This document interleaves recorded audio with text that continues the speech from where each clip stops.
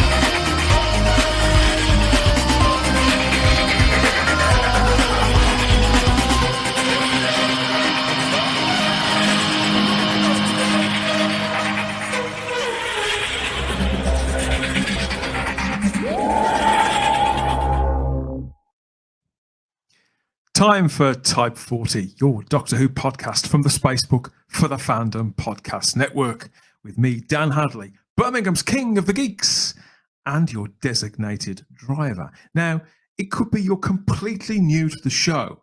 Hold tight, mind the gap, and all that, but it's just as likely you've been aboard before, in which case, you'll be safe in the knowledge this is the same free-speaking, big-thinking, eclectic and eccentric show for everyone as ever, whatever decade or century you started watching, reading or listening along to the ongoing adventures of our hero, Doctor Who. We chat about it all on this show. All views are encouraged, and there could even be a few laughs along the way. So come and step into our TARDIS and share this journey together here with us on Type 40. Yes, and this time it's the return of a favourite strand of ours. Had a bit of a rest, but it's back with a vengeance. We're breaking out the casket, the ancient smouldering casket that's marked Type 40's frequently asked questions about time travellers for a plunder and a grovel around the mind of a fellow Doctor Who fan. Whatever can all of that mean? Yeah, well, the general idea is that we all like a nose through other fans' shelves, don't we? And to make contact with their minds when we get together and talk about this fabulous TV show that means so much to all of us. And this time, for the first frequently asked questions of 2022, we are joined by a writer, an author, and a doctor? Could it be? We're going to find out when we welcome Alexander Leithes to Type 40. Hello. Hello, hello. Are you a proper doctor, Alex? And if so, of what? I am. Yeah, you sprung that one on me. That was not the question I was expecting to get first, that's for sure. Come on, that must be a frequently asked question. I guess it must. You're right. Are you allowed to say, Alex? I can say all this, yeah. I became a doctor the long way round. Because I only became a doctor in depends when you classify the official crossing of the line. But I suppose 2016-17 was when I became a doctor, yeah? Okay. And as you can tell, I'm quite old. So I was quite old when I became a doctor. In fact, it's almost as if my life was set up for a bunch of geeky sci-fi coincidences. So I became a doctor when I was 42, which of course is the secret of life, the universe, and everything. So we're told by a reliable source. And I am a doctor of time and space. Really? Technically, I'm a cosmologist, but yeah, that's what I do. I mean, that's what I did. My research was into space-time configurations, alternative space-time, and dark energy and dark matter. That was basically the quickest way I've ever summarized my entire PhD. But there you go. That's what I did. That's absolutely fascinating. So you're kind of the closest that we could get on this show, really, to Omega then. Omega, what? Because he started the whole Time Lordy thing. Maybe. Well, he was a stellar engineer, wasn't he? Yeah. And therefore, he'd have some idea about cosmology. I think did they even have TARDIS technology before Omega? No, they didn't, did they? Because he gave them the energy on which their technology was based. The only reason I know this is because I'm in the middle of watching the John Pertwee Doctor, because I'd never seen first, second, and third Doctor properly until now. And now I've just watched Omega's first appearance in the Three Doctors, which is fantastic. You've just seen these stories for the very first time? Well, okay, to be fair, the Three Doctors is one of the ones I had seen before, but it was a long time ago when they repeated it on BBC 1,000 years ago. So even that was a distant memory. I have seen obviously one or two of the first and second Doctor stories as well. I probably saw Tomb of the Cybermen for the second Doctor, and Seeds of Death or Doom. I always forget which is which.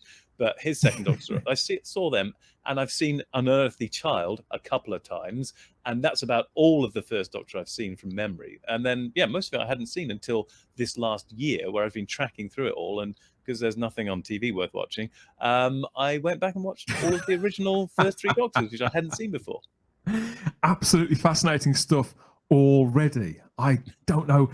We can top that. I think that's a pretty good high bar already. But just in case people do feel they may have seen or heard your name elsewhere, where may that have been, mate?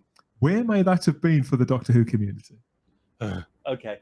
Let me just grab the things I've got next to me. So there were these Big Finish books from 1,000 years ago, in which I wrote one story in each of these. They're actually all edited by John Binns, good friend of mine.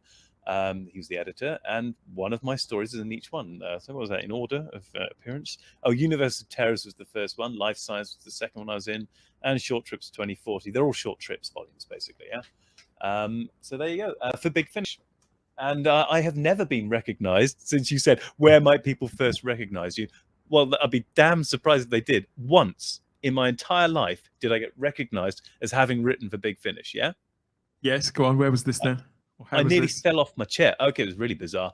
It was on my journey to becoming a doctor. So when I first started becoming a doctor again, which was actually at Queen Mary University of London, I actually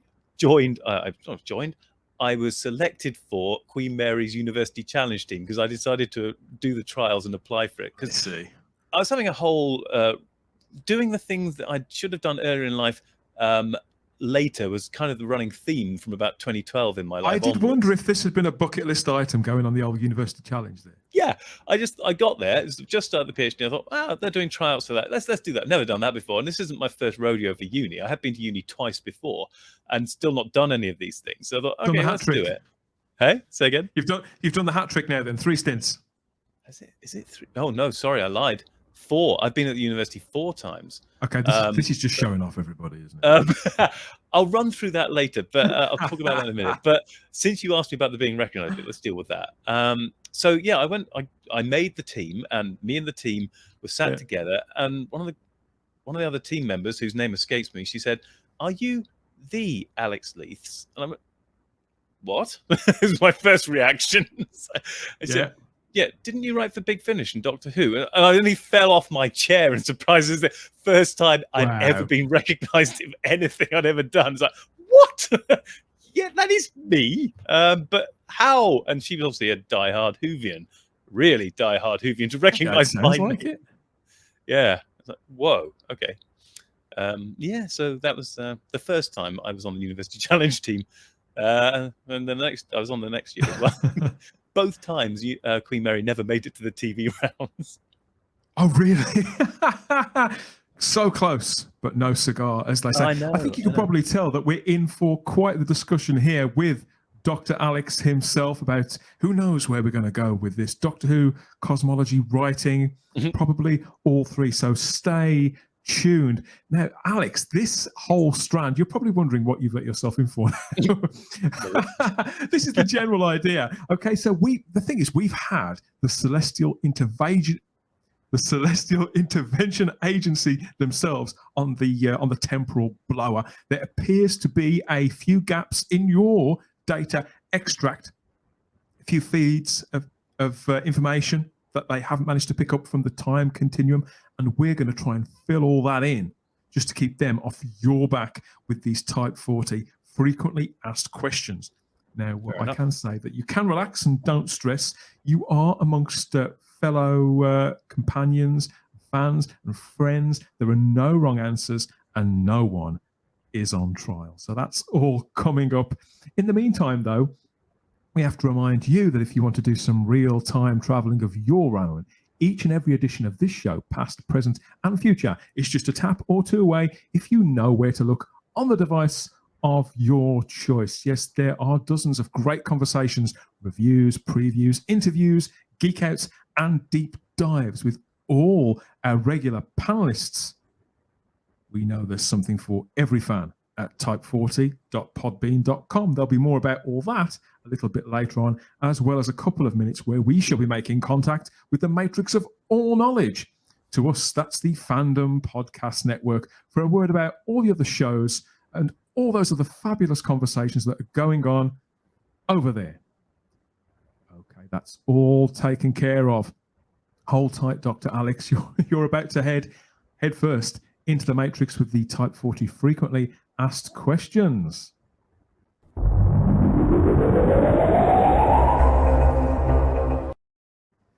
Okay, yes. So I find, Alex, and maybe you do too, that Doctor Who fans are everywhere. And whenever, however, and wherever that we connect with the other fans in our lives, we could meet through friends, for example, through family, or deliberately at conventions, or even at work. It's never too long before we get nosy. We test one another out and test the parameters of our own fandoms with a combination of queries and questions, and they're always the same ones. So to save anybody who may come across you, you may get recognized again, for example. So if anybody asks, so if anybody is tempted to ask you these questions, you can just say, go and listen to Type 40. I told them everything, and you can make a sharp exit if you need to. And I think the very first one, the most obvious of them all, is probably this. Doctor Who has been running for 50, nearly 60 years now in one form or another. Generations upon regenerations of fans have discovered it. But can you remember how old you were or where you were when you first became aware of something even called Doctor Who? Yes. I mean, but the memory isn't one hard cutoff, really, because the Fourth Doctor is my doctor. Okay. We were born at the same time, virtually. I mean, I came into existence in 74. He came into existence in 74. And so by the time he left in 80 or 80, was it 81, the very last one he did? 1981, yeah. Yeah. I would have been 6, maximum 7, probably 6 still. Very cool. Yeah, I'd have been 6. So he was my doctor, and since my parents plonked me in front of the TV a lot, despite I'm sure my mum would protest a great deal at me saying this, but I know I got plonked in front of Doctor Who from before I could easily appreciate it. Knowing exactly when it began, when my memories of him began is very unclear.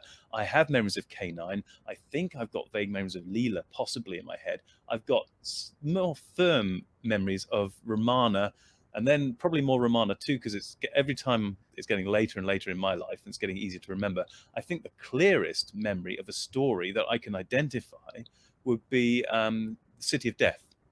So I get the impression that these are smatterings, really, images of people and things, and more a kind of, because I think a show like Doctor Who has a very particular look and a particular energy around it. Obviously, it helps when you've got a show that begins and ends with, I would argue, the most iconic theme tune in TV history.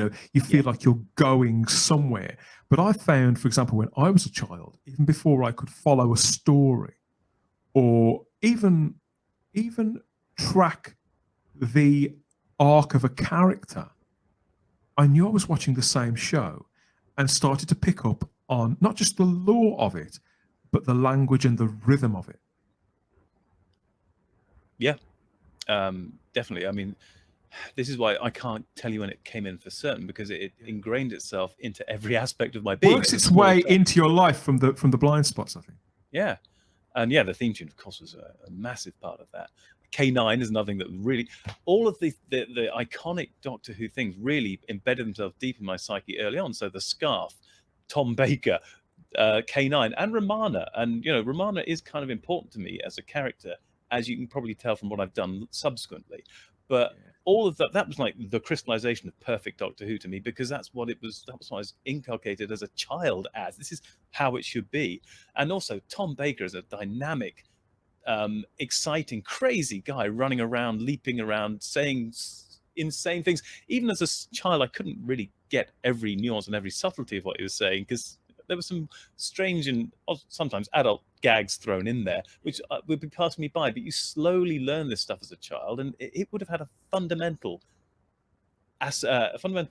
impact on my life as an education of how stories should work. And again, of course, a lot of the earliest memories of Doctor Who, like City of Death, are into the Douglas Adams era as well, and Douglas Adams had much more impact on me. Not that much soon thereafter, when Hitchhikers came out on radio, we would listen to that all the time. So all of those influences had massive influence on my life.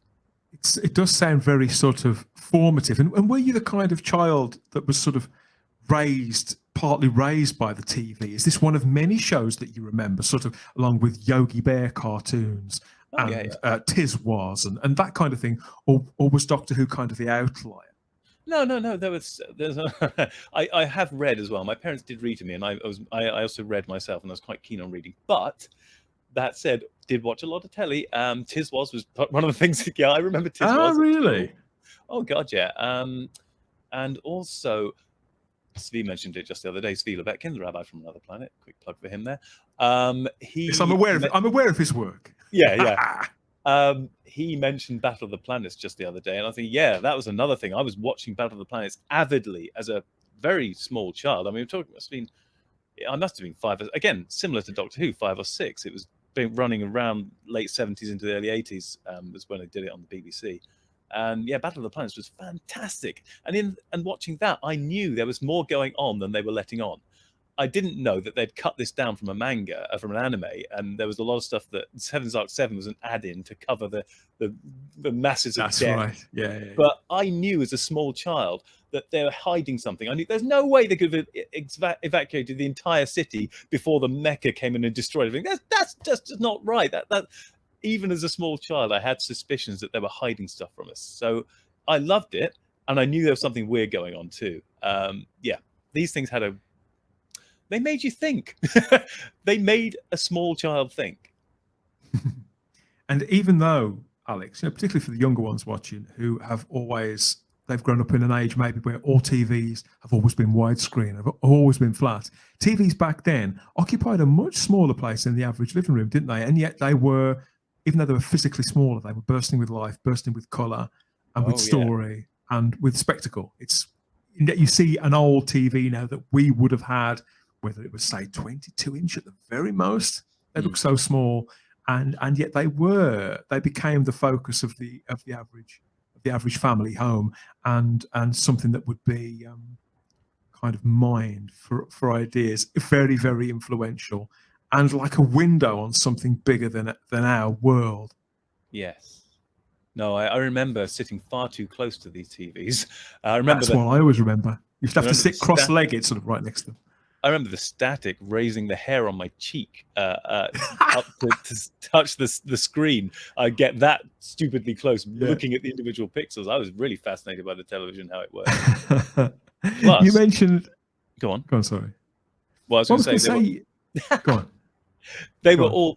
my parents got colour TV very late, stupidly late, given probably it was the 90s before they got a colour TV. That's stupidly late, because they wanted to pay the lower license fee for the black and white. So I grew up on black and white.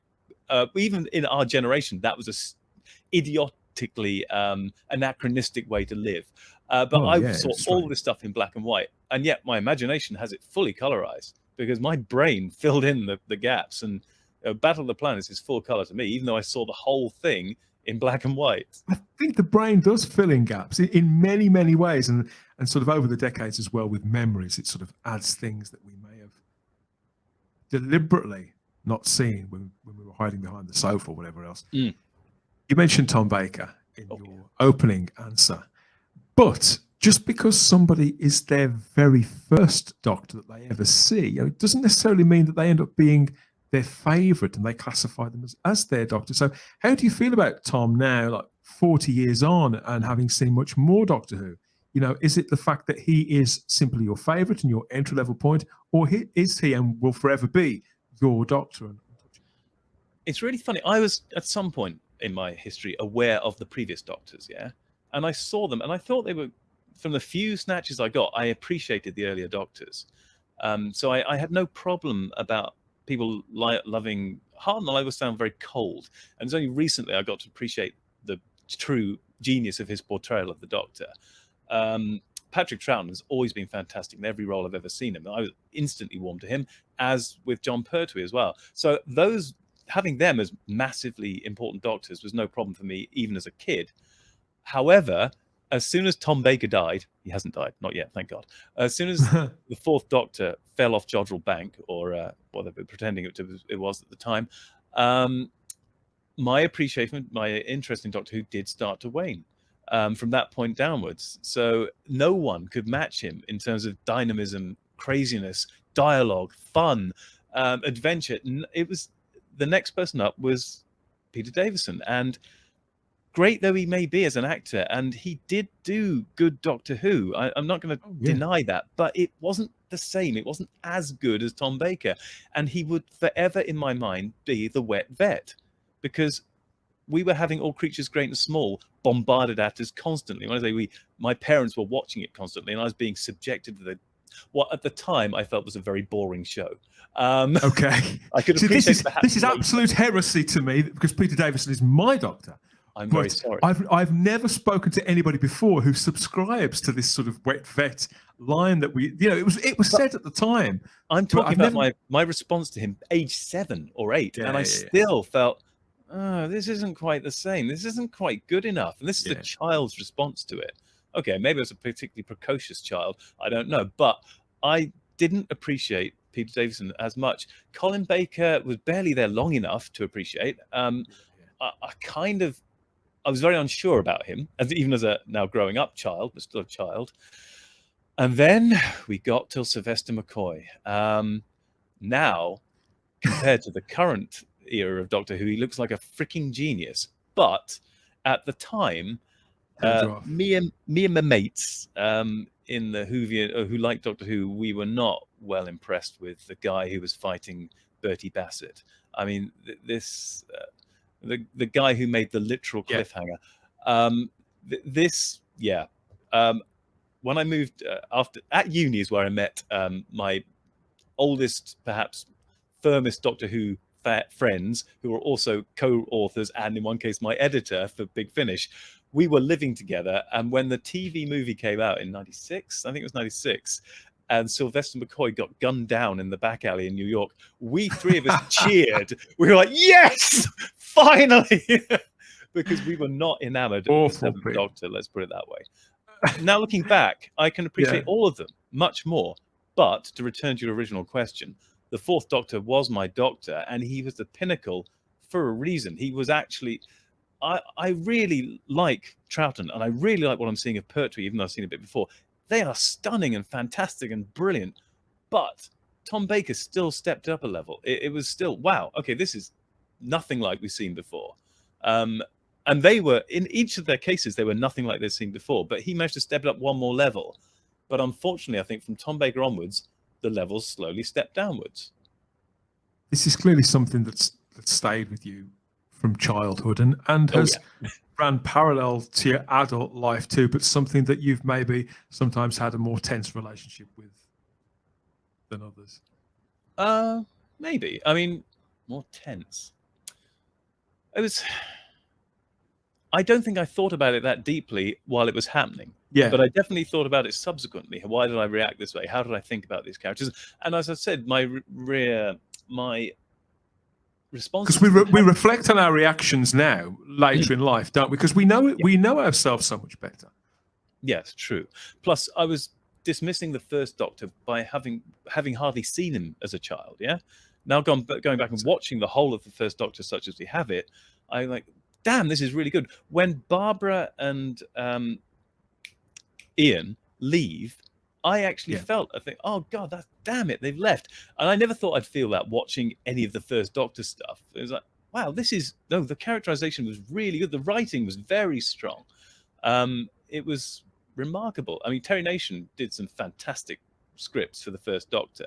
And it wasn't just, he wasn't just for Daleks. That wasn't the only thing he did. So yeah, I now really appreciate the first Doctor. Weirdly, Troughton was running with some weaker stories in a lot of cases, but as an actor, his characterization, boom, he pulls it through so strongly. Pertwee was just fantastic, and the script writing in many cases with Pertwee had gone up again to a much higher level. It was like, ooh, this is really good. But watching the three Doctors, the thing that struck me most was, and I didn't think I would ever think this, when Troughton comes onto the screen for the first time, steps out from invisibly and grabs his flute, my brain went, oh, there's the Doctor. And I'm like, whoa, I never thought I'd feel like that. I never thought I'd think that. Having watched John Pertwee for everything up to that point and gone, yeah, this is great, this is the Doctor. The way Troughton just commanded the screen when they were both on it was like, that took me by surprise. It's like, oh no, he really is good. He is actually stealing the screen from John Pertwee. Yes, it is like a bit of a tug of war, I think, albeit a playful one and a respectful one between the two main Doctors in that story. An absolute delight.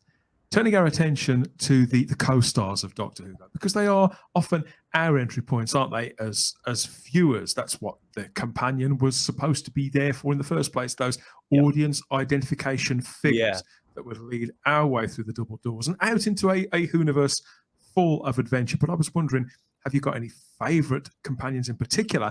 And more importantly, I suppose, as somebody who writes and creates stories now, what combination do you prefer? One Doctor, one companion, or the whole crowded TARDIS idea where there's several of them? Have you got any preferences, and who are your companions of choice? All right. I can imagine I'm going to upset a few people and upset a few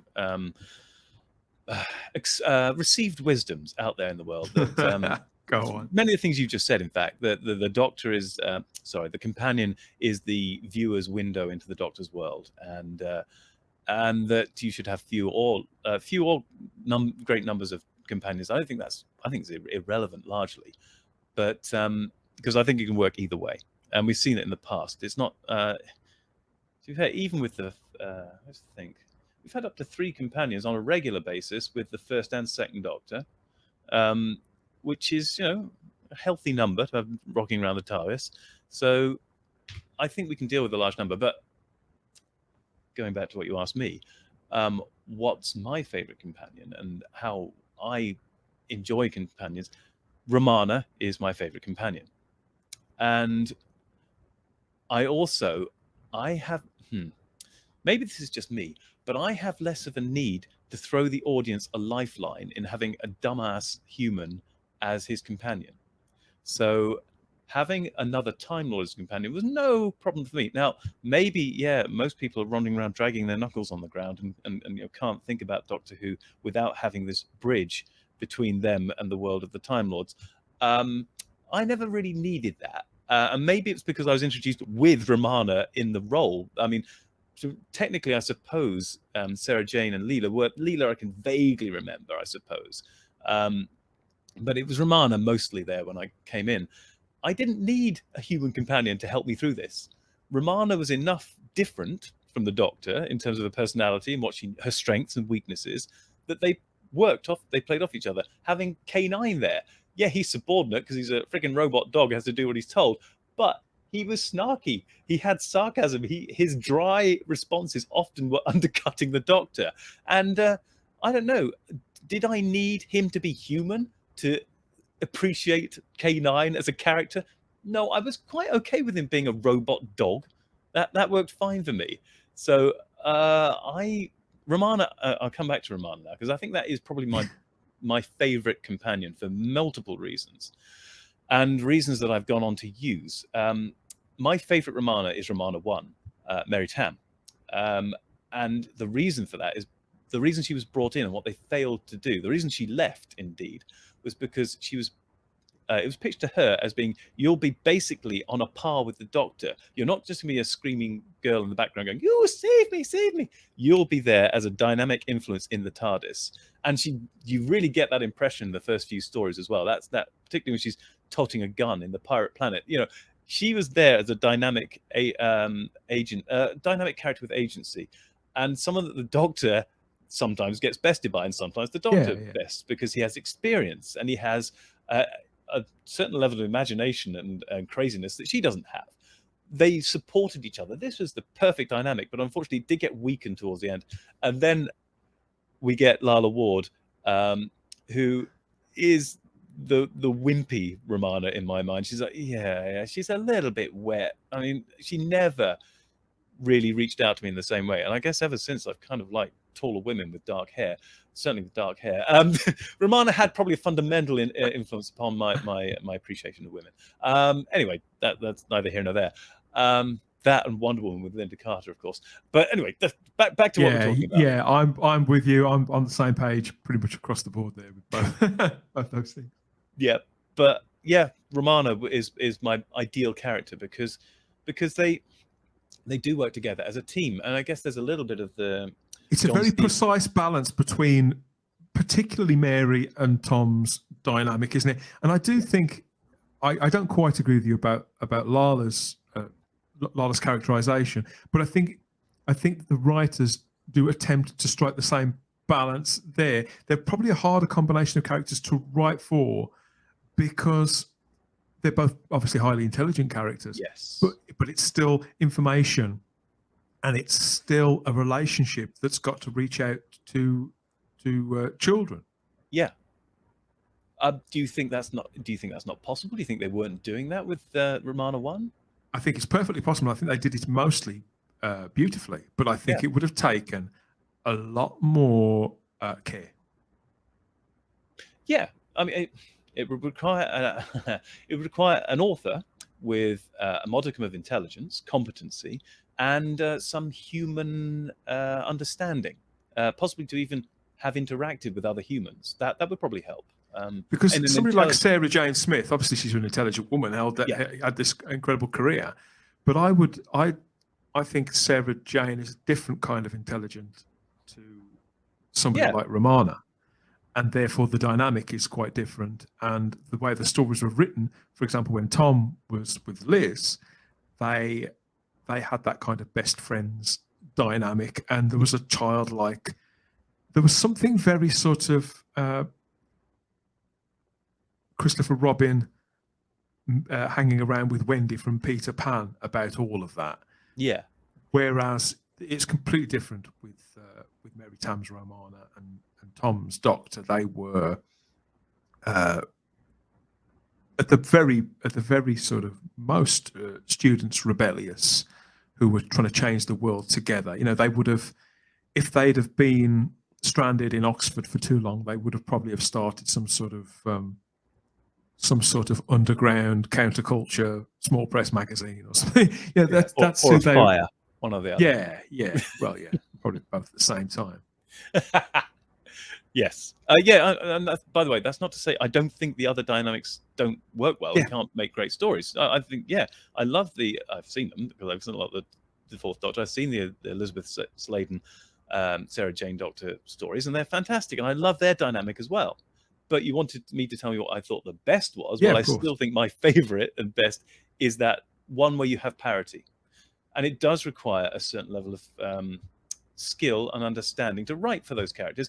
But to be fair, and this is going to really shock people, I think the most important thing is don't be freaking sexist. It's very easy to write a male-female duo characters that have parity, as long as you're not stepping on your own toes, worrying if you're being sexist, and just write two characters Characters which interact with each other, who are intelligent.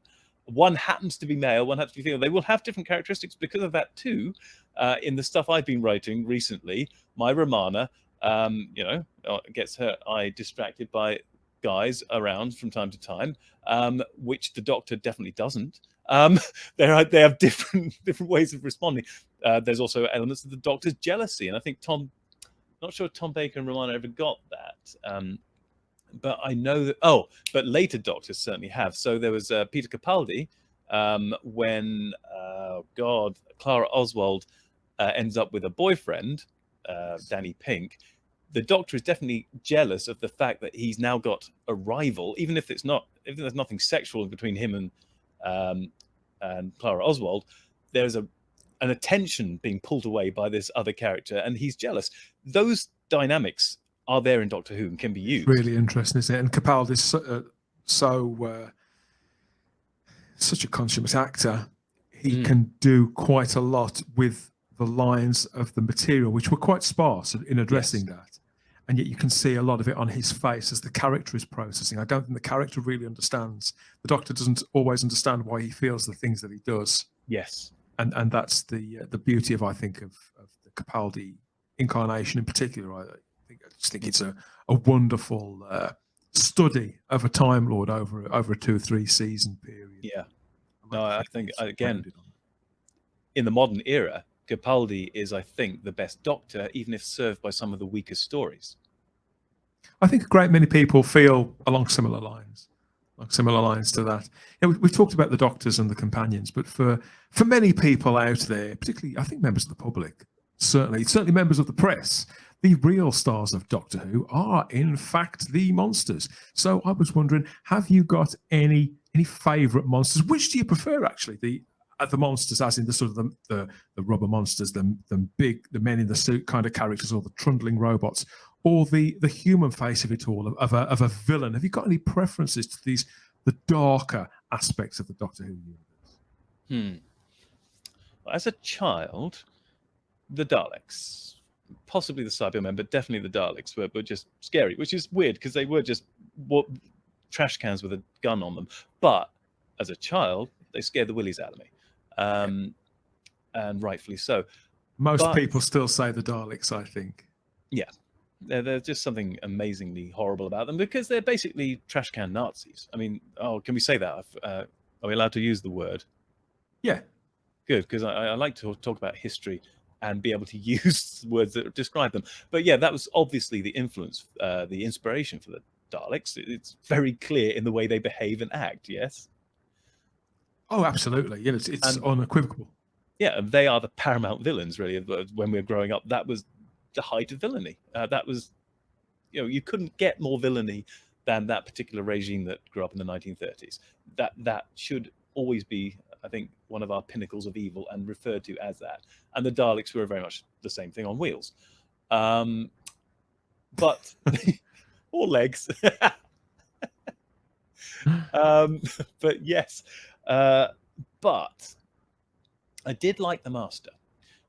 But I only saw the Master in full glory. I've seen a couple of his stories before in Delgado form. Now, having in the middle of, in fact, watching the third Doctor, Delgado, even though he predates me and he's not my Master technically, he just is brilliant. His portrayal, he's literally chewing the scenery, but he has some subtlety to his portrayal. His character can be charming. His character is quite bright, although he does do some stupid decisions from time to time. But he's very much the evil foil for the Doctor, and they worked so well together. John Pertwee and Delgado as a antagonistic pairing was just brilliant, and it's a joy to watch, isn't it? Even in some of the longer stories as well, which I believe drag their heels a little bit. Whenever those two guys are on screen opposite one another, it is really charged. Some of them do go on a bit too long, but he can help lift it along. It's like when he appears in a long-running story, it's like, okay, well, at least we've got the Master. Yay! Yeah, that's pretty much how I feel about it too. I mean, I grew up with Anthony Ainley as the Master, and so it wasn't until the 90s when the stories started coming out on VHS that I really got to sort of get familiar with. Roger Delgado was somebody that I used to see maybe on clip shows now and Yeah. again if I was lucky, or in faded black and white pictures in Doctor Who magazine. That was it. Exactly. I kind of think I knew they must have maybe repeated a couple of Pertwee ones while I was growing up, and I kind of knew that there was this master before the one we currently had. And of course, Ainley kind of superficially looks quite a lot like the Delgado master, so you can see them running into each other in your head as a child. Yeah. But only now, looking back, do I fully appreciate Delgado was just a master, appropriately enough, a master of his craft. And it's like, whoa, okay, they did really well casting there. And it's a damn shame he died. A traffic accident, I think, yeah? So as a writer yourself, I mean, do you find that depending on the needs of a story that you want to tell and a threat that you want to bring upon the Doctor and whoever he's associated with, Yeah, that in some instances a lumbering monster may fit the story, fit purpose, and in other cases it's quite important to have that human face who can, even if they're aliens internally, where they look like they're contemporaries, peers, or a physical equal, and it's a writer's job to know how to which of those two is best employed to deliver the story that they want to tell. Damn right. Ideally, a bit of both. In the latest stuff that I've been writing, season 12 and season 13, the ultimate threat in both seasons, I guess, is the fact that our universe is just one tiny bubble of a universe embedded in a greater, higher dimensional string theory, M theory based 11-dimensional bulk, of which there are terrifying. That's easy for you to say.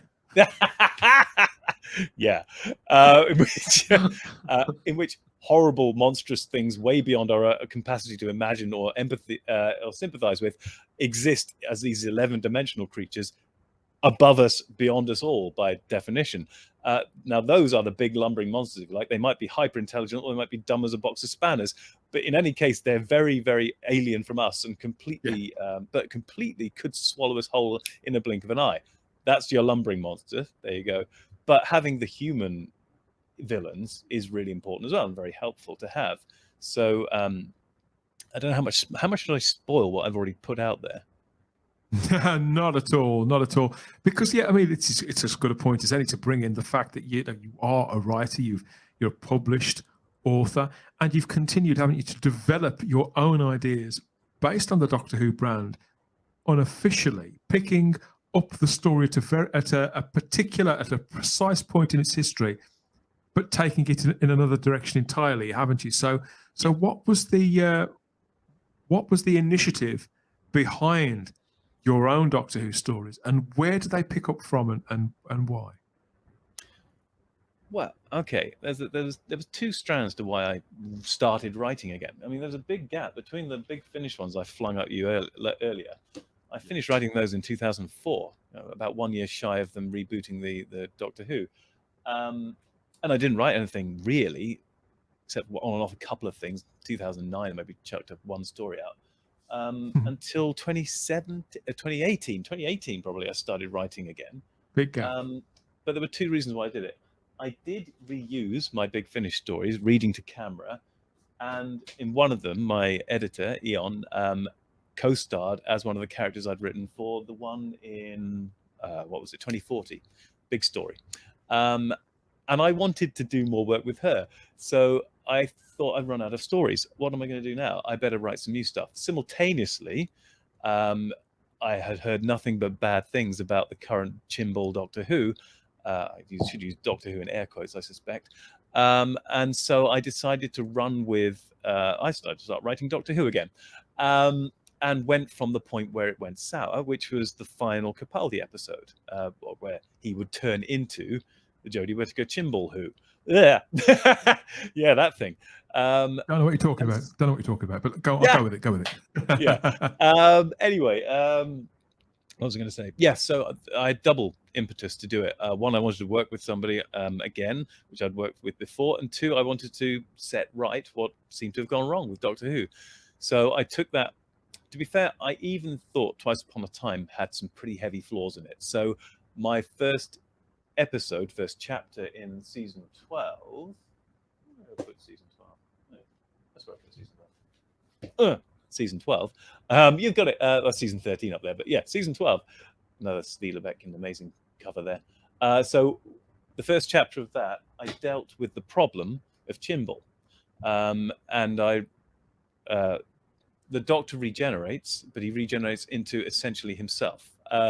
He regenerates into the Capaldi Doctor again. Now, technically, he's not the same 12th Doctor because he's really regenerated, and that becomes then the impetus of some of the reasons for the title of season 13, because he's not 12 really, he's 13, but we call it season 12 for the first season. And in the first episode, I deal with the Chimble Who, because the first Doctor does find the 12th Doctor about to regenerate in Antarctica, and then nothing that happened in Twice Upon a Time then occurs, because I do think the Moffat really dropped the ball on that one as well. Wrote it badly, had Bradley. I've forgotten his first name. David Bradley. Thank you, David Bradley. The first Doctor. Wasted David Bradley as a fantastic actor doing the first Doctor badly because of the way Moffat wrote it. So I just ran from the point where first Doctor finds the 12th Doctor and took it in an entirely different direction, and I think gave a more realistic depiction of the first Doctor as well. And it would be lovely to see David Bradley do my version. But anyway, so we reduced the entire Chimble era to a fever dream that the Doctor had while he was having his regeneration cleaned and scrubbed in the shower. And then the 12th Doctor stumbles out and has to deal with the problems that are going on in the universe as he discovers them towards the end of the first chapter. And there are problems which it's hinted at very early on might have been caused by the Doctor himself. We'll find out. And as you go on, villains are revealed, and some of them are have a more human face, and some of them have a very much alien god, huge lumbering beastie aliens from multiple dimensions. It's a bit of both. So yeah, back to your original question. So I did that, and I was writing this stuff because I felt there was a gap in the market, as in the gap being an absence of Doctor Who. And then I've continued because I had more story to tell. And so season 13 came along just as a natural. So you're rolling out your own narrative of successive episodes that make up their own series in effect, with themes and long running characters and thrill of the week style stories too thrown in the mix. Yep.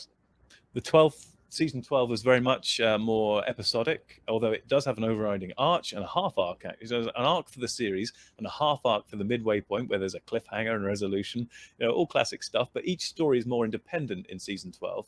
Season 13, which follows it, is more trying to do what Chimble tried and failed to do, which is to tell one narrative over the entire arc. So the arc is more defined in season 13, if you like, or it's more central, although each episode is self-contained, and generally, although some do have cliffhanger, which then starts off in the beginning of the next episode. So it has a lot of traditional Who aspects as well, but it's also trying to show that you can actually do what Chimble had hoped to achieve successfully with a modicum of competency and skill. Storytelling is something that clearly has taken up a great deal of thought and your time, and it's a craft, isn't it, in itself? I think so, yeah. And so when you look at the things that may have inspired you, the stories that might nourish or thrill you, particularly in regards to Doctor Who, there are hundreds of them, just in the TV show alone, let alone the audio stuff. But have you got a favourite Doctor Who story, or a couple of stories that you can just name for us off the top of your head, or do they change all the time? Well, they have changed over time, particularly since I've been rewatching the first three Doctors. So there are stories that the Keys of Marinus for the first Doctor really still sticks in my head to this day, because that was just, I think that's a really interesting choice, because a lot of people don't like those sort of anthologies within serials within anthologies, but you do. Yeah. I like them too. What do you find to enjoy in that? In a weird way, it's almost where Doctor Who starts being like Doctor Who as I know it from the fourth Doctor onwards, where they're really traveling on a journey, and they're going from place to place. There's lots of weird places they just find as they stumble along the way, and there's different different drives for each section of the story. I mean, there's an overarching thing. They're trying to do get their MacGuffin for the guy they met at the beginning, who ends up to spoilers. Ends up he's assassinated before they get back. But it just had a lot of really interesting, imaginative locations, and you're scratching your head. Wonder how these are connected. Are they on the same planet? Are they on different planets? Are they jumping from planet just place to place on one planet? Is that acid sea all over the place, or is it just one localized acid sea? There's just so many questions raised by it, but also you are immersed in an incredibly strange and imaginative, diverse world. Using diverse in the true sense of the word, there were many things going on in different places, and this was like, wow, this is really imaginative. I think that was another Terry Nation story, wasn't it? It was. Yeah, he was brilliant. He's not just for Daleks. He can do really great stories, full stop, and people should remember that. He continued to do great stories into, as I'm finding out, into the Third Doctor, certainly. I'm currently watching The Dalek Planet. Is that it? Planet of the Daleks. Thank you. That's 1973. Yeah. So that's where I'm up to at the moment, and that's a bit of Keys and it's more like The Chase. That was more like The Chase, because it started with the Frontier in Space, and it goes straight into a Planet of the Daleks, and it's one continuous story. It's kind of reminiscent of The Chase in that respect. But yeah, this was so stories that stand out. There you go. There's one. Keys and Marinus does stand out for me, and I think it does indicate where Doctor Who was going to go, and did well. Anything that stood out from your childhood? Little stories, little images. Those images that you talked about at the top of the show. Is there anything, for example, that you remember from your childhood, apart from City of Death, which you spoke about? So it's funny you say it. The first thing that came to mind is the City of Death, because when you see which Glover is it? Jonathan Glover? The one who plays the central alien villain. Julian Glover. Julian Glover. Playing Scaroth. Yeah, the brilliant Julian Glover. When he takes his false mask off and you get that tentacled head, that scared the crap out of me as a kid. So did me. It stayed with me for years and years and years as well. Oh yeah, that one, poof, that was visceral. That just got me to the core, and probably helped me appreciate Lovecraft all the more, Tentacles. Oh yeah, it was very, very Lovecraft. Now you mention it. It was, bizarrely. But yeah, as you can tell, that really stuck with me. There were other things as well. I seem to remember what really scared the willies out of me as a kid. The Daleks were always scary, but yeah, that one really, that one grabbed me. There was a story from Peter Davison that actually stuck with me. I can't remember the details. When I get to rewatching Peter Davison, I might be able to do this better. But there were a lot of Dalek humans running around with guns on their hats. Yes. And they were getting infected by some god-awful disease that was making them basically rot to bits where they stood. That's the one. That's Resurrection of the Daleks from 1984. Thank you. That one stuck with me, mostly because of that bloody disease, which was making people just rot where they stood. That really, and so there's a Peter Davison one that sticks with me. That one scared the willies out of me as well. Yeah, that era, obviously that was written by Eric Saward, who was the script editor at the time, and he would write one more Dalek story the following season, and he was a big instigator of a lot of the violence that Michael Grade took great exception to when he effectively cancelled the show in '85. Yeah. He felt that it had gone totally wild in the ways that it shouldn't have done, whilst not being a sort of buttoned down in a sort of budgetary way, and in other respects that it could have been. Like, it was a completely undisciplined mess of a show, which I always argued that wasn't the case. But Eric Saward was an excessive writer, and the fact that you've just described that scene from Resurrection of the Daleks, that is what happens. It is very visceral. I think that story was shown quite late at night because there's a whole thing with Resurrection. But yeah, I mean, that certainly did happen. We actually saw people rotting. That was the story that featured people smoking on screen too. It was quite an adult Doctor Who story. Yeah, visually. Yeah, that one. Yeah, it's not that I hated all Peter Davison. I mean, that one really did disturbed me as a kid a lot, but in the best possible way. It made me. Well, we love being disturbed when we're kids, don't we? Yeah. If it keeps us awake at night, we still love it.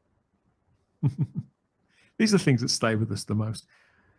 It's time, Dr. Alex, that we shoot off into a parallel dimension just for a couple of minutes, one filled with other great geeky conversations and amazing analysis, courtesy of our friends on all the other shows across the Fandom Podcast Network. Here's a few words about all of that. Then you can meet Dr. Alex and myself back here for more of the frequently asked questions in a couple of minutes.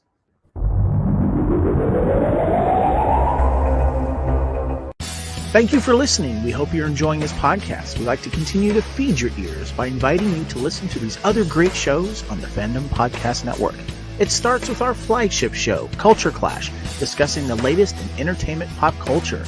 Bloody Kings, Immortals Take Notice, our show covering the entire Highlander universe. Couch Potato Theaters, where we celebrate our favorite movies. Time Warp, the Fandom Flashback podcast discussing a year in movies and our favorite retro movie and TV pop culture topics. Good Evening, discussing all things Alfred Hitchcock. Union Federation, our Star Trek and Orville show. Hair Metal, the 80s and early 90s rock metal podcast. Type 40, our show covering the time-traveling Doctor Who universe with host Dan Hadley. Lethal Mullet, an 80s and 90s action film podcast with host Adam P. O'Brien. Also check out the Lethal Mullet Network for more great podcasts. What a Piece of Junk, a Star Wars podcast with hosts Scott, Derek, and Nathan. Making Treks, a Star Trek podcast, a deep dive into the final frontier with host Mark Newbold and Adam P. O'Brien. And check out our newest shows, The Fandom Show, our monthly Fandom Podcast Network live YouTube exclusive show about the month's hottest topics in fandom, and the FPN True Believers MCU podcast, discussing the Marvel Cinematic Universe and the related Marvel television and streaming MCU universe, including the connections to the original Marvel comics. You can find the Fandom Podcast Network on several platforms. Please subscribe to the Fandom Podcast Network YouTube channel to receive notifications of new podcast episodes and live events. You can enjoy all of the Fandom Podcast Network audio podcasts on our master feed at fpnet.podbean.com. The Fandom Podcast Network is on all major podcast platforms, including Apple Podcast and iTunes. You can find the Fandom Podcast Network on Facebook. You can email us at fandompodcastnetwork@gmail.com. You can also find the Fandom Podcast Network on Instagram at Fandom Podcast Network and on Twitter at FanPod Network. Thank you for listening, and remember, respect others and enjoy your fandom.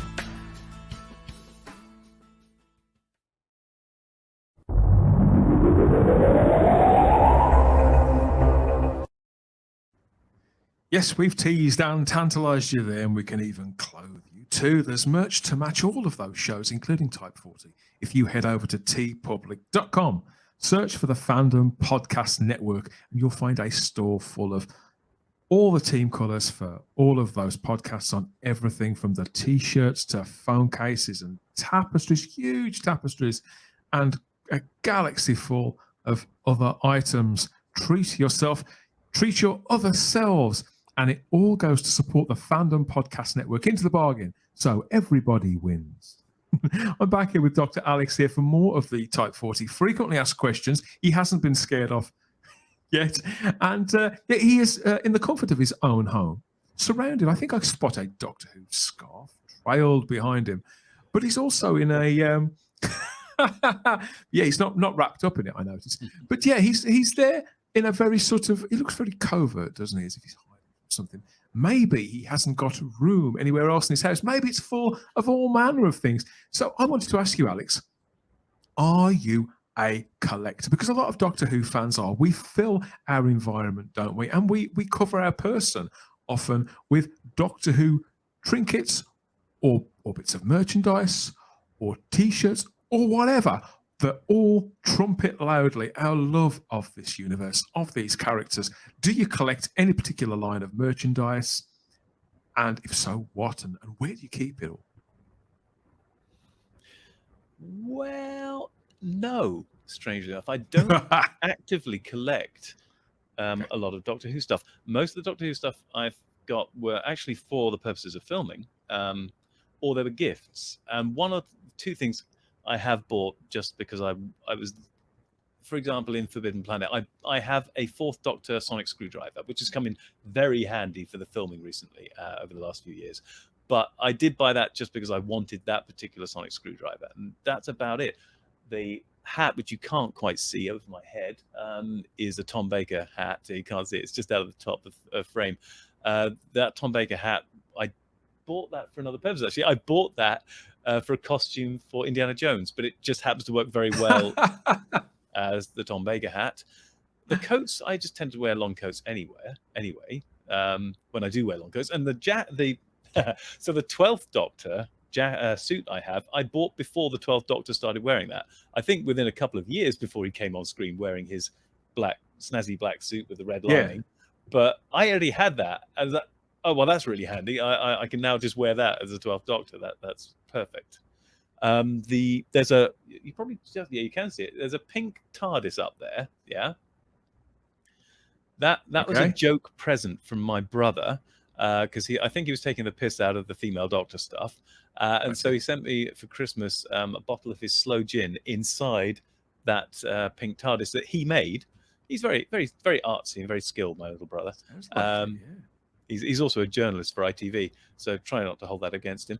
But he made that, which is very cool. Other Doctor, there's a few K9s dotted around the place, which again mostly bought for filming. There's a Dalek up there too high. Oh, you can see the bottom of him. You can just see the base of the Dalek, I think, at the end of my finger. So you have a carefully curated cave of various items that stimulate and inform your work. I get true, but that Dalek was a present to me.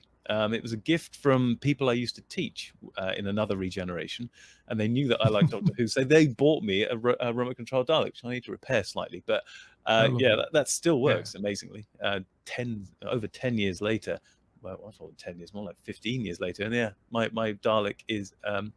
I do like that, but again, other people have given me these things. So that does kind of segue into my next question. Now, you've mentioned that you're not particularly a collector, but you've got various items of costumery. Because I was going to ask you, we now have this phenomenon, don't we, of cosplay, where people will go out in public and to events or whatever, dressed as not just their favorite humanoid character, but a monster. I wondered, have you ever cosplayed any particular Doctor? I think we know the answer to that already, or any monster. And if you haven't, who would you like to cosplay that you haven't already? Well, most of the things I've cosplayed have been for the purpose of filming, either the earlier stuff, the Big Finish stuff that I read to camera, then the stuff between Big Finish and the new stuff, which is the 3 Masters. So that tells you one thing I've done already. I've done all 3 of the classic Masters, and I really did enjoy doing that. So I did the Delgado Master. I did what John, my editor, who I co-wrote that one with, actually. We never got it published, and so that was exclusive to YouTube, and now one of my recent books, Regenerations Past, the 3 Masters, which John and I wrote together. The second Master we called Crispy Master. He's the one from, you know the one I mean, we know the one from the Deadly Assassin, yeah. So Crispy Master, and then I played the Ainley Master. I did because all 3 of them are working together to try and defeat the Doctor, or at least dominate the universe, depending upon which Master you are asking at any given time. Because we were playing up the differences in their characters. So the first Delgado Master is the most competent Master, and the most he's got a more of a clear idea to start ruling the galaxy, if not the universe. That's his aim. And if the Doctor gets killed along the way, well, that's kind of cool too. But he seems to have everything buttoned down, doesn't he, the Delgado Master? Yes. Crispy Master, we kind of fashioned his character on Compo from Last of the Summer Wine. It's just completely crazy, itinerant hobo. Utterly marbles all lost. And then the Ainley Master was kind of like the Delgado Master, but only in sort of a thin veneer of competency, because his mania was basically his single-minded thing was to kill the Doctor. So the Ainley Master looked and acted a bit like the Delgado Master, but eventually it just comes out as this one-dimensional Doctor-killing character. You do strike me as being slightly fascinated by the Master and the various sort of leaves to his book. Oh yeah. The Master is very The Master is very good in that respect. As a character in all his renderings, the Master has been interesting, I think. Some would write the character off, wouldn't they, as just the Doctor's Moriarty, and it's no better and no worse than that. But do you think there's more going on there psychologically over the decades now that the character's been around? Yeah. Even in the earliest references to the Master in the original Doctor Who, there's an implication that the Doctor and the Master were friends at some point. So it's slightly deeper than the Sherlock Holmes Moriarty connection, which is simply that they've run into conflict and therefore they are now enemies. Yeah, there's something almost biblical about the Doctor and the Master's. Yes, past. It's something a little deeper. Yeah, which is cool, but I don't think there's anything wrong with him being the Doctor's Moriarty, because that is one of the reasons you need him there as an intelligent foil to the Doctor, someone who can be as tricky and as imaginative in many ways as the Doctor, but with a massive gap in his moral compass, a missing chunk of ethics, which the Doctor isn't always great on the ethics front, but he has something there, whereas the Master basically doesn't for most of the regeneratives we've seen. Obviously Missy kind of grows a bit of conscience towards the end, which is interesting as well. I think some of the stuff they've done with the Master towards the end, I still think Missy was a stupid idea, but I think Michelle Gomez's characterization of Missy was fantastic, and I think her portrayal was brilliant. I just think the obsession with the BBC and gender swapping is like, why? It started there. I'm largely of the same opinion as you. Big fan of Michelle Gomez. I think she's from all the evidence I've seen, a lovely person, very encouraging of the Doctor Who community, a fantastic actress who played that part beautifully and developed it so well. And yet, I would rather they not have gender swapped that character. I do think it damaged the Master.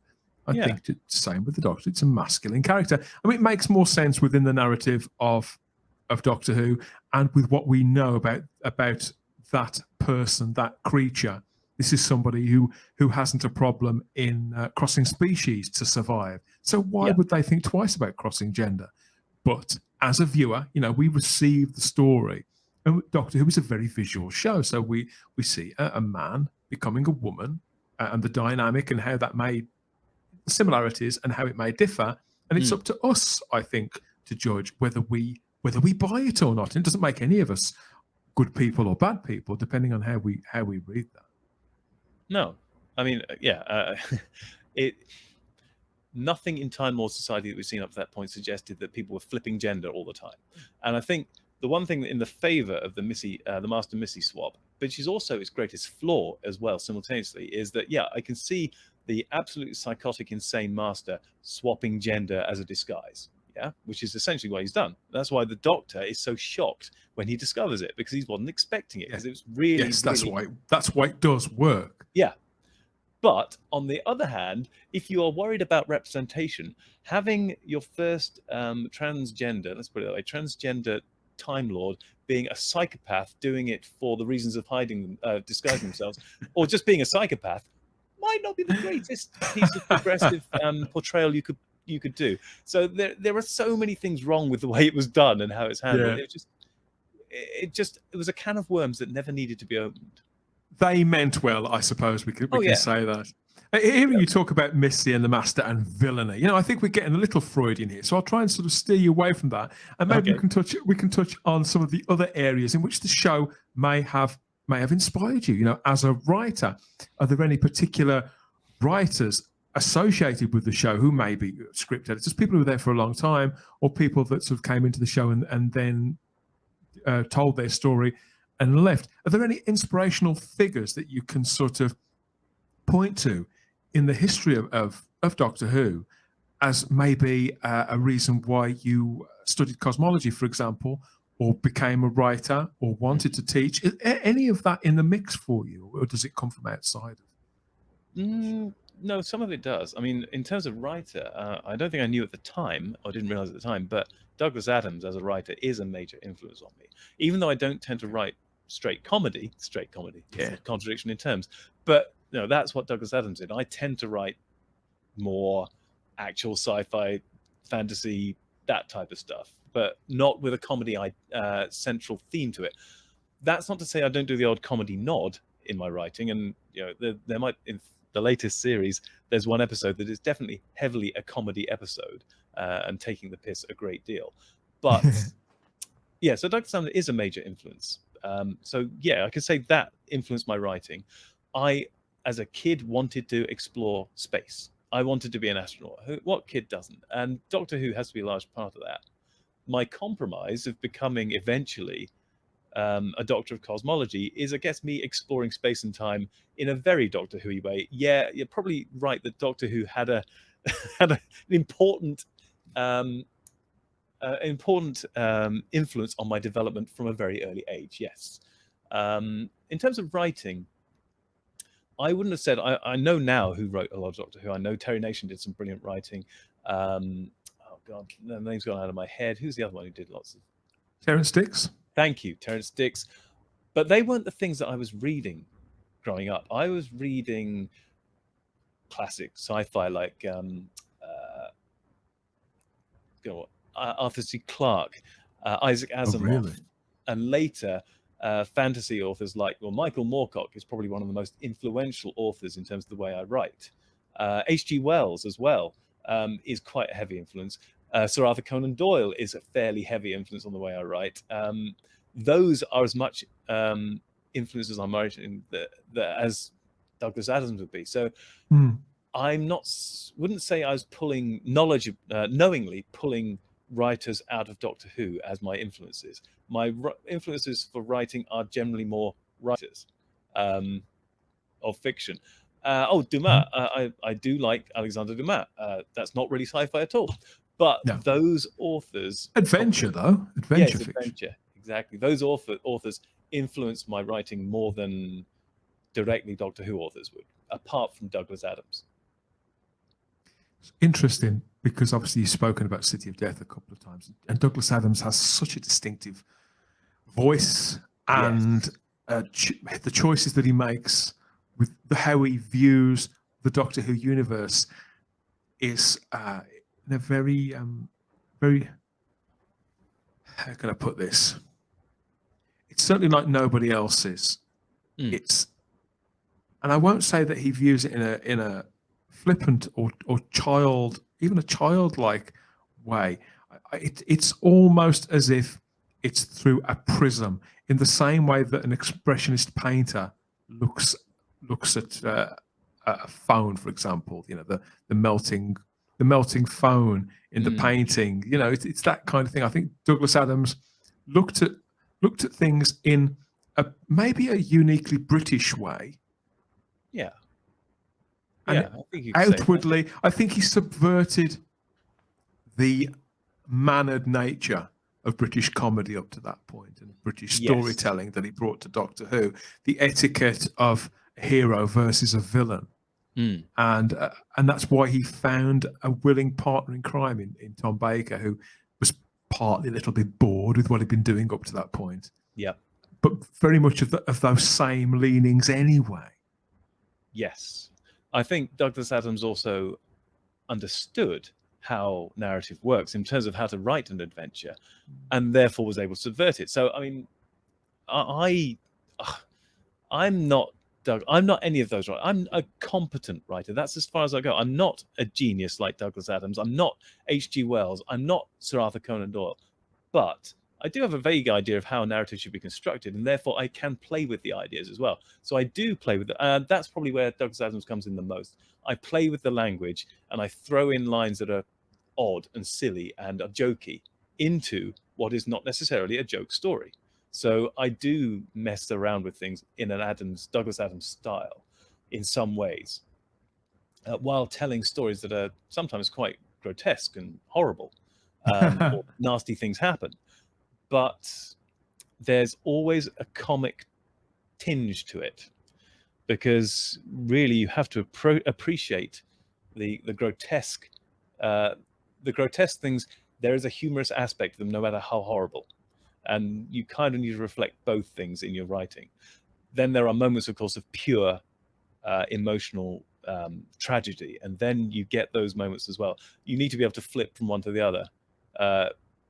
Don't want to spoil it too much, but the end of season 12 has a particularly emotionally gutting, hard ending to it. But you can still have comedy moments in the story and elements of it which are humorous. How many stories make up one season of your Doctor Who that you've been writing? Well, season Is it a set amount?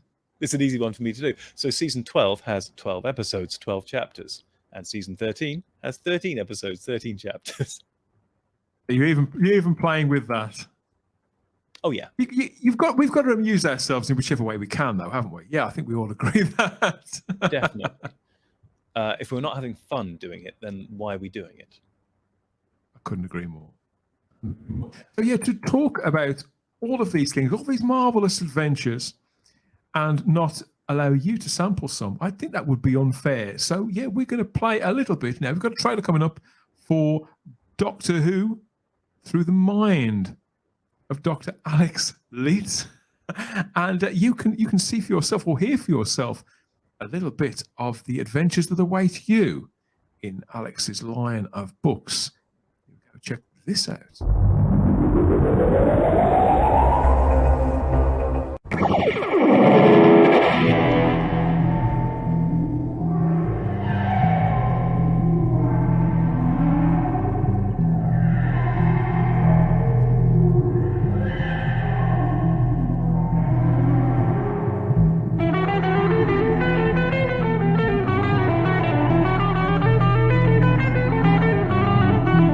As far away as possible, eh?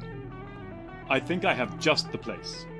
200,000 years in the future, and thousands of light years away, around a blue B-type star. Believe me, you'll see everything in an entirely new light. Doctor, this is Earth. No, it is not. Actions have consequences. You of all people should understand that. Romana, I am sorry. Master! Mistress! Romana, we're trapped. Consequences. And so it begins. Might I suggest a night at the museum?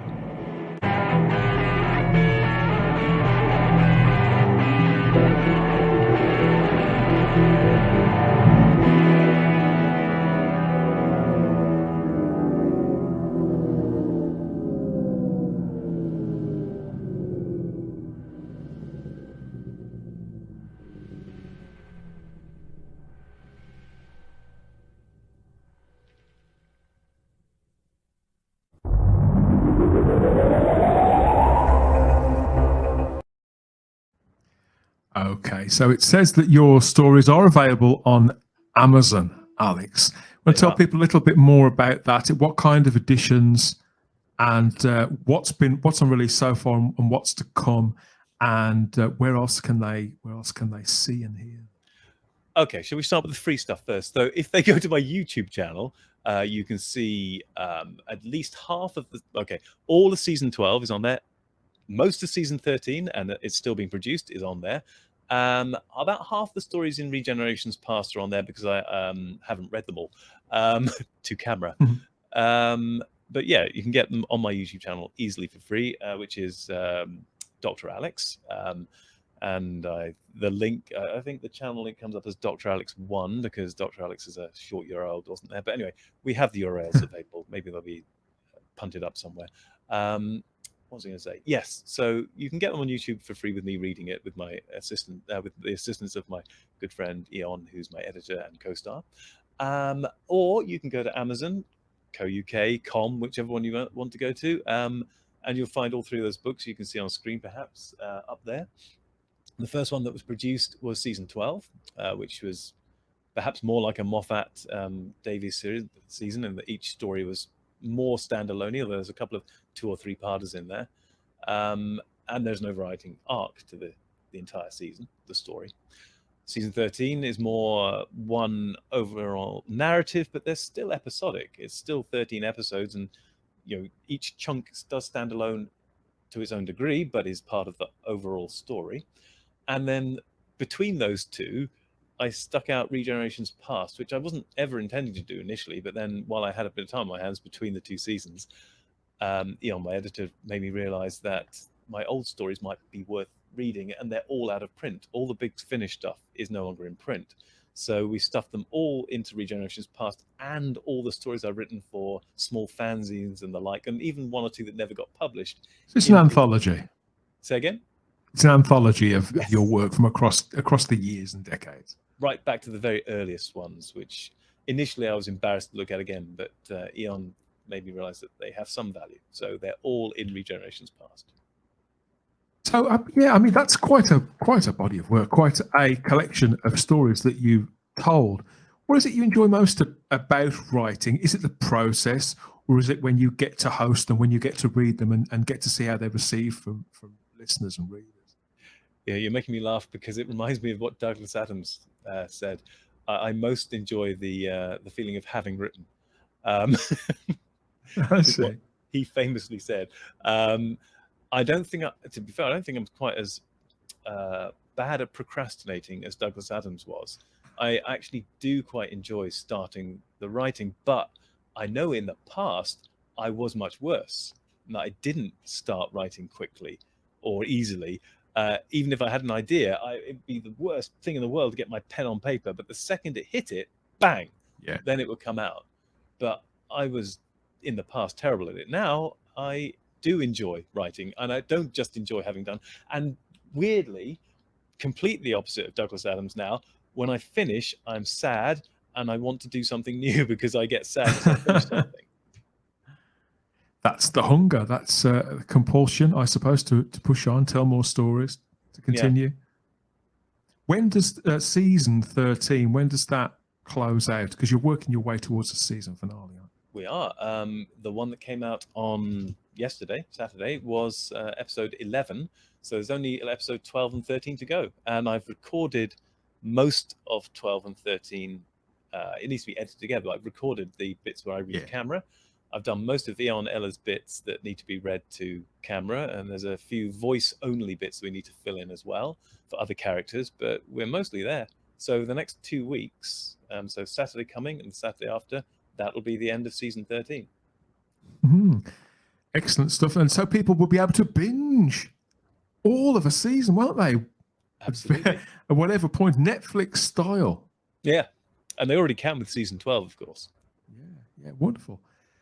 Okay, so before we let you go back into the time vortex, I've got a couple more questions. I mean, this one in particular, which I suppose you could say kind of comes out of the storytelling, really. We've spoken at length about Doctor Who. Of course we have.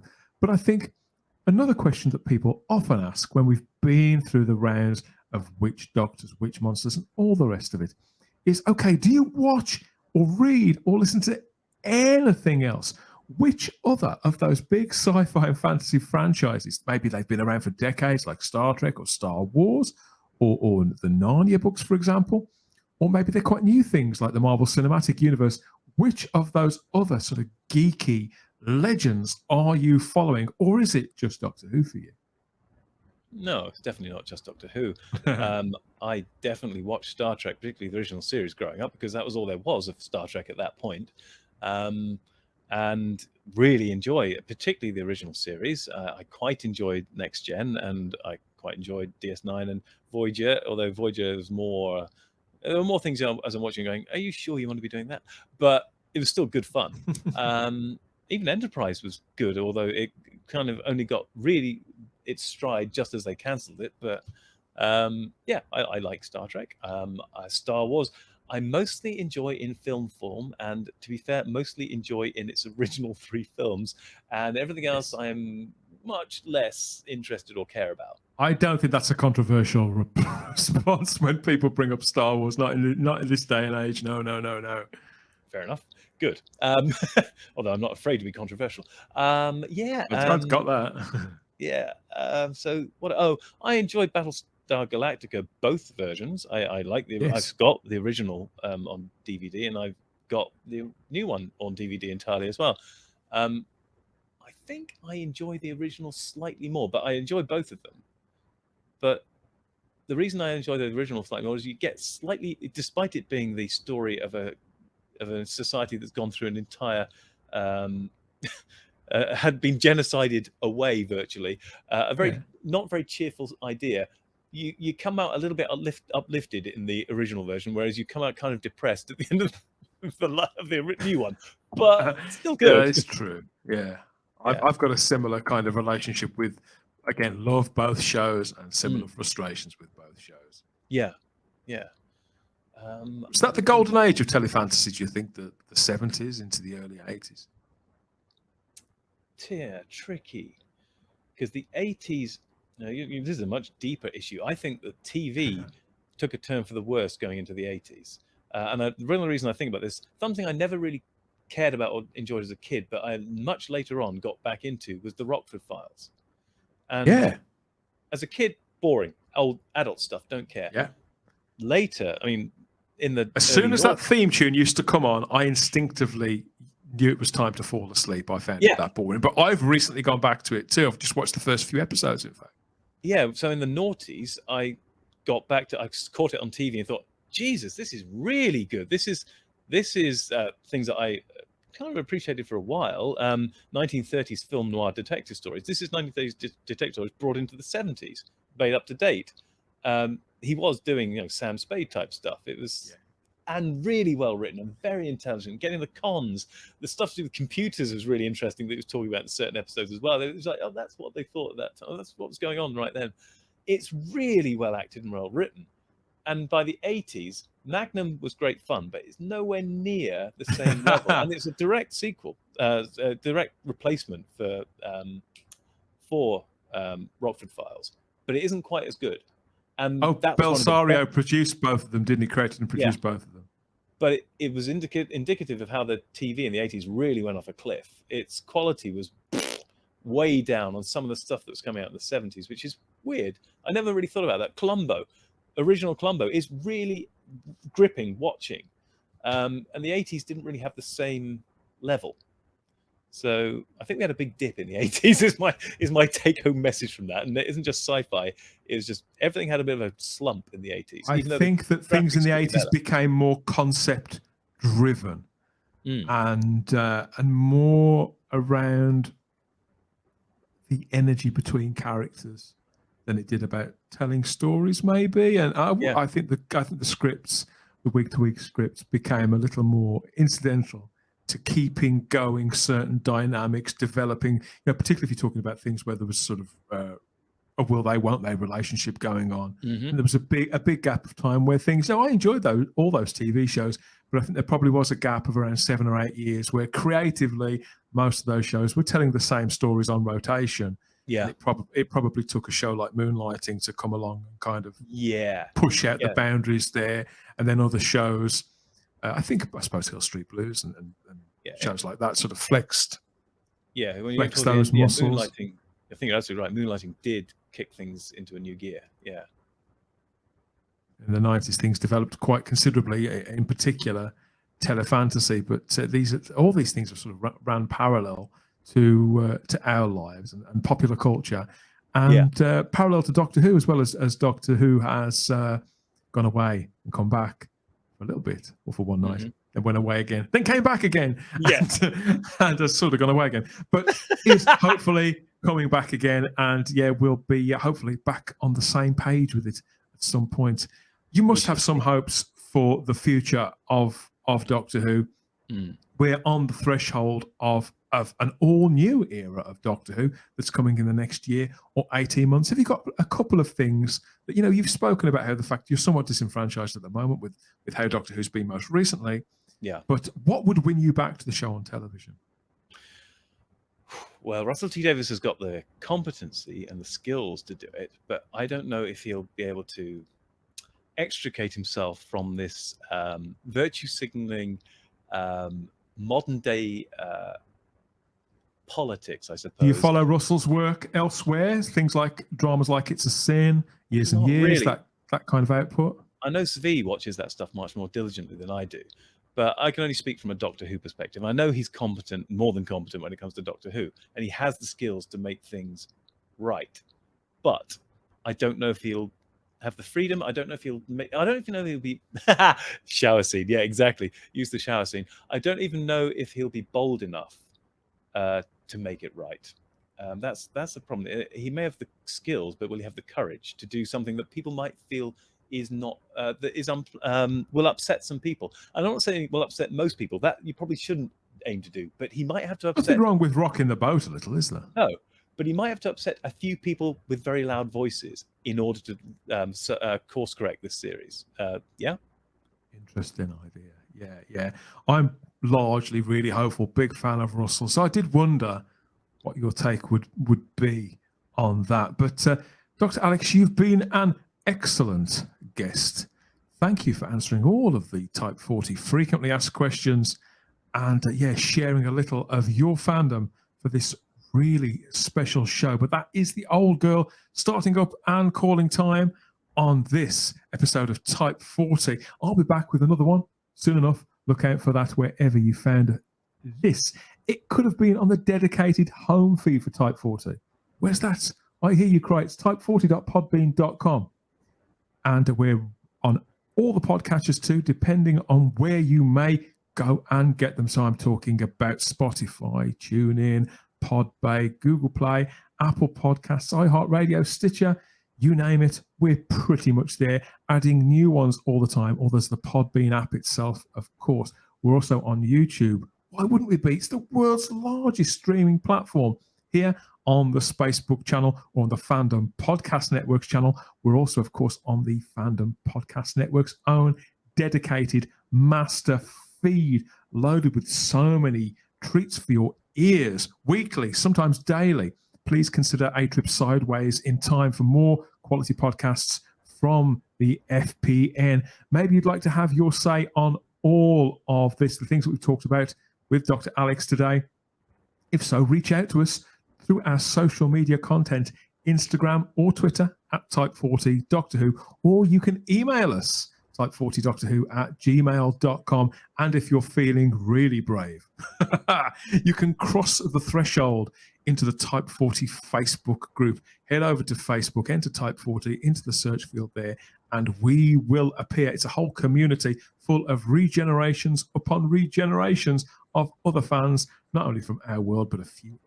We've got a few suspicions about all of them. They're sharing and, sometimes arguing about Doctor Who past, present, and future, whatever's to come there. You can swap your theories in the Type 40 Facebook group. Alex, are you on social media? And if so, where can people find you to find out more about what you may have coming, what's going to be published or dropping on YouTube? What's their first point of contact with everything Dr. Alex Leithes? I think the YouTube channel is probably the easiest. So if you comment on that, I will see it, and I tend to respond to them all. There's also Rumble as well. I do have a Substack just started up, but very few people seem to have seen that. And I have made a Facebook page for Dr. Alex. Yeah, I made a Dr. Alex Facebook page, the commercial one, not my personal account, which is to promote the books. So you could find that as well. Yeah, there you go. Anything else I can think of? I think that about covers it. Well, we'll make sure that all the links to all of your material, wherever people may find it, will be both in the description of the video and the show notes of the podcast. People will be no doubt about where they can get on board and sample some of these adventures, your take on Doctor Who, and whether it be the season 12 stuff, the season 13 stuff, if they've not realised that you put out some new stuff, or those classic Doctor's adventures that you've said before were in print elsewhere. They can binge till their heart's content everything concerned with Dr. Alex and the Doctor Who universe. You can find me. I'm on Twitter and Instagram as the Spacebook, where I am rumbling and groaning, posting and sharing about all things geeky inside and outside of the TARDIS. Try stopping me. And just one more question, Alex. Mm-hmm. We've got all of time and space to drop you off. Where would you like our TARDIS to take you in all of time and space, in the fourth and fifth dimensions? Wow, this reminds me of the end of the adventure game when people who got zapped by the vortex ended up just floating on a rock in the middle of space trying to hitchhike to places. It's an old reference for very old people. And I remember it well. where would we go? Oh my God, there's so many. I think we just have to travel, just have to go out there and see Keep what we going. can see. Yeah, because there's too much to see. Just say one thing. But that said, I'd like to go to the next nearest Earth-like planet outside of our solar system. Earth-like in terms of life supporting. It doesn't have to look like Earth because that'd just be boring. But yeah, the next nearest one where we've got life, that would be interesting. That's the wildest answer we've had yet to this question, I have to say. Interesting. That's it for this time. Thank you for your company, Dr. Alex. We always have the time. If you have the space here at Type 40, we'll speak to you again soon. Take care. Bye-bye.